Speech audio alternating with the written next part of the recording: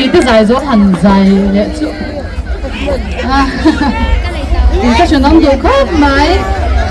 mà rồi chú mình đâu làm vui về sáng luôn có hẳn phết tập viên thar mình vui hin lâu phết là nỉ làm mình thiam xí dài thiam bốc xí play thế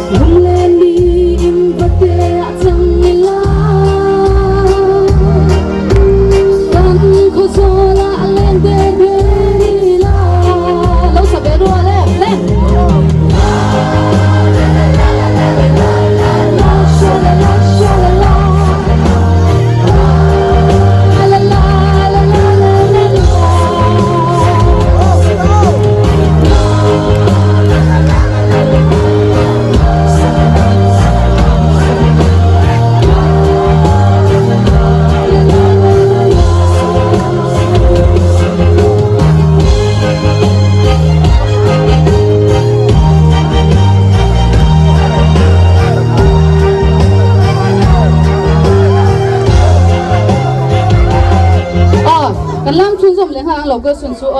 đấy là tiếng ru cái ta như là đi nông thế anh em tu nào hiền apoi là về đi ha apoi là về nói rồi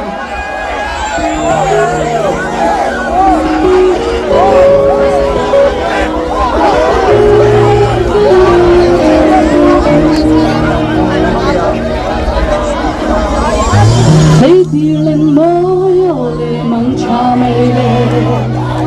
luôn đừng phải khổ nạn cho những việc ta la không trôi vào vang không hề qua và thế nên mà tên cái phấn lệ ta nghe đừng đổ ôi lệ mang cha mày lệ luôn buông vai tổ đã cho những việc ta la sự lung đua la cầm chuồn và vang của bụi toa vào thale nghìn mà tên của phăng lệ ta nghe phải là bé tiếng ắt thôi lâu phê luôn ta liang mày ta nghe sáng tân loa cây dòng hú tổ lâu chê mua là ta ra cây cây môi nắng ai cho hú tổ lên cánh dài dài từ đây mây mặt suy lung lên sự qua dài từ đều về ngã những nề nắng lung hoa lần lại cho lệ nào đến lâu lung lại cái gì ngàn nắng cái lâu đông chế qua mưa đôi lâu đi lâu ni măng cha mây lệ à tôi lâu về lung cái liang mây ta nghe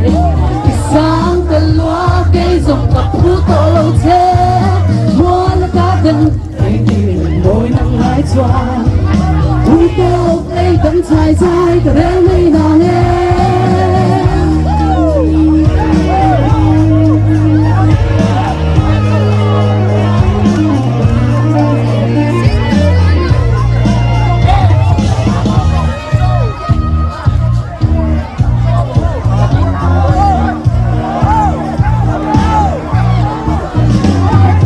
hân vô đẹp khi nào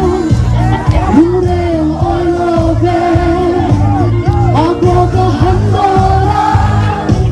ralim ba đêm qua mây lô có hân vô đẹp khi nào lung rèn ôi lô về ở qua có hân vô ra lim ba đêm qua mây lô do ngô cầm ba trả na